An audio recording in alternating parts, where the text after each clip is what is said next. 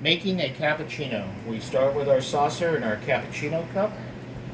We're going to start by preheating. Always, whenever I make anything, I start preheating my cup so that that has time to get warm. Next, we are going to measure our milk.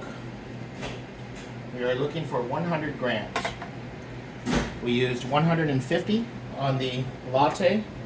For the cappuccino, we're going to be looking for 100. Sometimes 90, sometimes 100, but I think I'm going to shoot for 100 this time. That's 90. 101. We're going to go with that. Okay? 100 grams of milk. We're going to come over here, put our wand up again. We're going to position the milk in the same position as far down as we can so that the tip is just under the level. Essentially, we're touching here, but as you can see, that's the perfect position. We don't want to move it around. We don't want to do this. We're going to end up with a better product at a tilted angle so that we can create that vortex, right? All right, we're going to push cappuccino steam. Okay, we're going to start our double shot. The difference between the cappuccino and latte steam on this machine is two things. One, the bubbles are larger, and secondly, the temperature is hotter. And that's what difference in the cream or the steamed milk. And as you can see, here we have our steamed milk, but it's much more bubbly, much larger bubbles than we had for our latte. The reason being is that the different setting produces a different result. There are two schools of thought for making a cappuccino. One is using microfoam, which is what Pete's and Starbucks and everybody else does.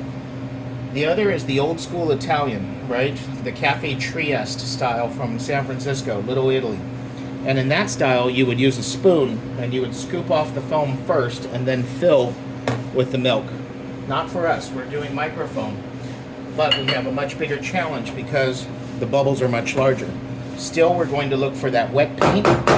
Still, we're going to have to knock it down. We're going to have to do a lot more knocking down of this foam than we did with our latte. So more swirling, more tap, tap, tap, tap, tap, tap, more swirling. We're trying to get that wet paint consistency. It's starting to come, you see, but those large bubbles are really still there. And you're not going to be able to get this as smooth as a latte. You're going to have to be able to say, okay, some larger bubbles are okay, but you need to do your best to be able to knock them down, still try to get that shiny consistency. Okay? But still, we're going to end up with more bubbles than we did with a latte. And that's why I say sometimes it's 90 grams, sometimes it's 100, because sometimes it all depends on how much you're knocking it down. And again, we're going to go for 45 degrees on our cup. We're going to aim for the center. And as we get closer,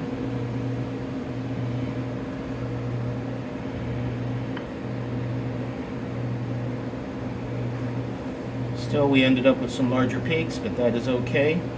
This is 100 grams there. And we're going to call that our cappuccino.